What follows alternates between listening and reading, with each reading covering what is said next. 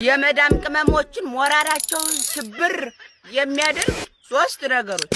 አንደኛ ስራ እየሰሩ መዳም መጥታ ያላ ሱራ ስትላቸው መክነሳውን ይሁን ምኑን ጥለው ቢጣፉ ደስ ይላቸው ነበር። ግን ብር የሚባል ነገር ካልተሰራ አይመጣም። ሁለተኛ የደሞዛቸው ቀን ካለፈ ስራ ባይሰሩ ነፍሳቸው ለጥቢሩ ብሩ አሰሚመጣ በጣም ደስ ይላቸዋል። ካልተሰጡ ስራ ይሰሩ። መረጃው በጣም ትክክል ነው። ሶስተኛ እንደ መናጢ ውሻ ሲሰሩም ሲወጡም ቂጥቂጥ ሲከተሏቸው በጣም ይናደዳሉ። ለምን ለጅንጅና ይመችማ ሃይ ብሏት ያነ መናጢ አንድኛው እያለች እስከምታይ አይን ነው የምታየው። ተው በቃ ቢቀርስ ጅንጅኑ። አባቷን የምትወድ ሴት ልጅ ቁርጥ አባትሽን ነው የምትመስዩ እንደመባል የሚያስደስታት ነገር የለም። መልኳ ባይመስልም በምንም መልክ ባይገናኙ አንቺ ልጅ አባትሽን ነው የሆነ ነገርሽን ከተባለ በጣም ነው ደስ የሚላል። እኔ እኮ በምንድነው ሴት ልጅና አባትነት ኮንታክት ያደረጉት? በጣም ነው የሚለየው። የኔ ሴት ልጅ በቃ ያለው እንደዚህ እኮ ነው የሚሳሳላት እንደዚህ። እሷም ደግሞ አንቺ ልጅ አባትሽን ወይ ጸባይሽን አረማመድሽን እንደው መልክሽ አፍንጫሽ አይንሽ ካልዋት ልቧ እርግብ ነው የሚለው አባቷ። ግን ደግሞ በዛው ልክ ጭራቅ የሆኑ ሴቶች አሉ። እኔ ለምን አይገባኝ እንዴ ያላለኝ አባቴን አልወደውም ምና እሱ በቃ መረገም ነው። አባቱን ሰው የሚጠላ ሰው አቤት። ሴት ልጅ በህይወቷ የምትወደውን ሰው ስታጣ ሌላ ሰው መግባባት ያስጠላታል። ቤተሰብ ጋር ጓደኛ ጋር ማውራት ይደብራታል። ለዚህ ነው በፊት ዝም ብላ ሳቂታ የነበረች ልጅ አሁን በረባውም ነገር ማልቀስ እንባ ነው የሚቀድማት። ለዚህ ነው ይሄ መረዳት አለባችሁ። የሴት ልጅ በህይወቷ ትልቁ ፈተና የሚሆነው የምትወደውን ሰው ስታጣ ነው። አንድ በችግሯ ሰዓት ለሷ መጽናኛ መደበሪያ መፍታቻም ጊዜ ማሳለፋም የሚሆነው ስልኳ ብቻ ነው። ይሄን ወቁ። ሰው አይደለም። ሰውማ በቃ ሰው ሆኖ ሰው ለምንም እንደማይጠቅማት እኮ የዛን ሰዓት ነው የምታውቀው። ቤተሰብ በሉ ጓደኛ በሉት ምንም እናት አባት ጭምር ሊያስጠላት ይችላል። ነው እንግዲህ ለቃላቱ ይቀርታ፣ ግን ምንም ማድረግ ስለማይቻል የወለዳች እናቷ ራሱ በቃ ለምን እንደሆነ አታውቅም፣ ግን የሆነ ማውራት አትፈልግም ነገር። በዚህ ሰዓት ደግሞ ተረዷት። በቃ ስልኳን ብቻ ነው የምትፈልገው። አንዴ ኢንስታግራም፣ አንዴ ቲክቶክ፣ አንዴ ፌስቡክ፣ አንዴ ዩቲዩብ የሚሉ ሰዎች በቃ የዚህ ችግር ተጠቂ ናቸው። መጀመሪያ ዝም ብላችሁ ትፋቀሩና ከዛ ትንሽ ቆየት ብላችሁ ስታጣሩ እምነታችሁ የተለያየ ነው። አንዳንዶቻችሁማ እያወቃችሁ ነው የምትጀምሩት። ታይ ግን ፍቅሬ ተው ግን አባትዬ እምነታችን ምን ሊሆን ባክሽ ተይው፣ መጨረሻውን አላህ ያውቃል፣ እግዚአብሔር ያውቃል። ምኑን ነው የሚያውቀው? እኔ እኮ በጣም ነው የምትገርሙኝ። መጀመሪያ እሱ ያውቃል፣ በቃ ተውት እንግዲህ ፈጣሪ ካለ ብላችሁ ትላላጡና ከዛ አንቺ ቀይሬ አንተ ቀይር፣ አንቺ ቀይሬ ብላችሁ ትለያያላችሁ። ከዛ ከሃዲ ነሽ ከሃዲ ነህ። የምን አባታችሁ ከሃዲ ነው?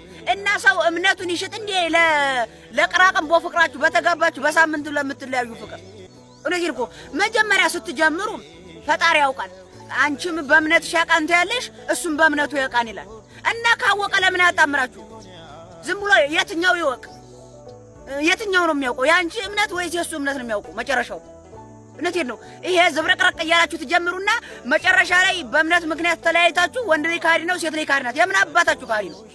እና ሰው ለዚህ ጫምላቃ ፍቅር ብሎ እምነት አልቀይርም ወይ ወደ እኔ ነኝ ወይ ወደ አንተና ምናምን ተብላችሁ ስትጣሉላ ካዲ ነው። አያዋጣም። አርፋችሁ ተቀመጡ። ሲጀመር ሸቅሉ እንዴ። ቆይ ምን ልትሰሩ ነው የመጣችሁት? ደግሞ እኮ ዋሽቶ ማለት ተቃራኒ እምነት ጋር ነው የሚያፋቅር ያለው ነገር። እንደዚህ ፍጥጥ እኔ ራሱ ሰሞኑን አፍቀር እያለኝ በቃ እንደውም እኔና አንቺ ፈጣሪ ያውቅልና እንፋቀራለን አላችሁ። ደግሞ በልጅነታችሁ እበትና ጭቃ ስታወቁ አድጋችሁ እዚህ አረብ ሀገር መጣታችሁ አንዲት አመት ወይ ሁለት አመት ሐማም ጠርጋችሁ ወደ ኢትዮ ተወርድና ኢትዮ ከወረዳችሁ በኋላ እንዴት ነው እንጀራ የሚቦካው? እኮውን ሐሳብ ሆነ እንጀራ አቁጥ ነው መጋገር እጅና እኔ ልጋግርልሽ ወስፊያታል። እኔ እኮ በጣም ነው የምትገርም። ለምንድን ነው የምትጠብሩት? እዚህ የምትሰሩትን አናቅም እንዴ? ዝም ብላችሁ በየስራችሁ ተከባብረን ስሩ። እዛ ከሄዳችሁ በኋላ እንዴት ነው እንዴ? ያ በሬው ነው እንዴ? ወይ አይ አህያይቱ ናት እንዴ? ያለ ጉድ እኮ እናንተ ሄዱ። እኔ ግርም አትጠብሩ። ተው። እዛ ማን ለማስቀናት የምትጠብሩት እንጀራ እንደዚህ? ወይ እጄ እኮ አይችልም። እጄ እኮ የአረብ ሀገር አበላሸሽ። ኧረ በጣም ነው እንዴ አበላሸሽ። ማዲያት ያወጣው እጅ ነው እንዴ? አያቦካል አይችልም። እንደዚህ ነው የሚሰፋው ወይ እናቴ? እየረሳሁት እውነቴን ነው። ዝም ብላችሁ ስሩ ስራችሁ። የሚያዋጣችሁ ይሄ ብቻ ነው። እኔ ለወደፊት ለሴት ልጅ ሽምግልና የሚላክ አይመስለኝም። እውነቴን ነው። ትሄዳለህ፣ ልብሷን ታንጠለጥላለህ፣ በግድ ይዘህ የሚወጣ ነው የሚመስል። እንደው እስኪ ልብ በሉት። እንደዚህ ነው አሁን ተውት። በፊት አባቶቻችን ለምሳሌ አሁን ሲያገቡ ሲጋቧሉ መጀመሪያ ሽምግልና ይልካሉ። ከዛ የቀን ቀጠሮ ይሰጣቸዋል። ከዛ በዛ ቀን ቀጠሮ ሂደው ደግሞ ልሰብበት ይባላሉ። ከዛ በሶስተኛው ወይ በአራተኛው ሄደው ነው እሺ የሚባሉት።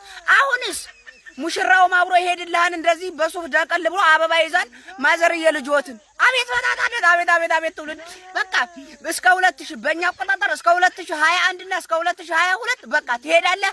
በፔስታል ነገር ቁጥር አድርገህ ወደ ቤትህ ትመለሳለህ። እንደዛ ነው የሚመስለው። አበላሹት። አሁን እኮ መመላለስ የለም። ትሄዳለህ ባንድ ቀን ሙሽራውን ፍጥጥ ይላል። አንተ ነህ አሁን ነኝ እዝጎ ውርደት ገና እውነቴን ነው። ሴቶችዬ እንደው የወዲያ ዘመን ያለው እኔ እንጃ አደረሰኝ። እኔ አሁን ባለሁበት እድሜ እንኳን ለማግባት ችግር የለውም አሪፍ ነው የሚሆነው። ግን የልጅ ልጆቼ ምናምን ስወልድ ምናልባት ከወለድኩ ያንን ዘመን አሰብኩት። በቃ ትሄዳለህ። የወደዳት ልጅ ከእናት አባቷ ፊት ጉትት ውጥት ነው የሚሆነው። ትምህርት ያልተማራችሁ ሰዎች ከኔ ቪዲዮ ኮሜንት ላይ እየገባችሁ ከቸ እስከ ቿ ከቀ እስከ ቋ ከኤ እስከ ዜድ የመሳሰሉት ቋንቋዎች ስላሉላችሁ ገብታችሁ መማር ትችላላችሁ። እውነት ነው። እድሜ ለኔ ኮሜንታተሮች እኔ ራሱ ምሁር አደረጉኝ።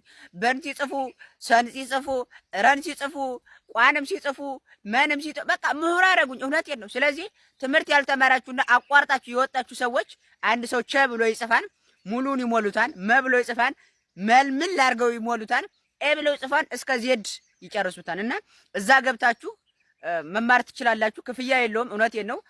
ምስጋና ብቻ ነው የሚያስፈልገው። እሱም ለኮሜንታተሮች ምስጋና እያቀረባችሁ መማር ትችላላችሁ። አይምሯችሁ ማደስ ትችላላችሁ ነው የምላችሁ። እንዴ ሲጀመር እኔ የምፈልገው አይነት የፍቅር ግንኙነት ኢትዮጵያ ውስጥ የለም።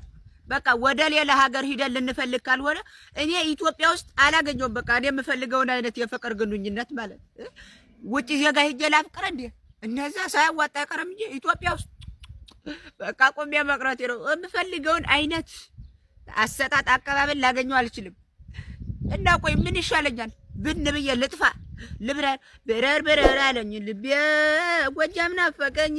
አቤት እኔ እኮ ይሄን ድምጽ ይዤ እስካሁን ቆሜ መቅረቴ በቃ በጣም እያሳሰበኝ ነው። እውነቴን ነው።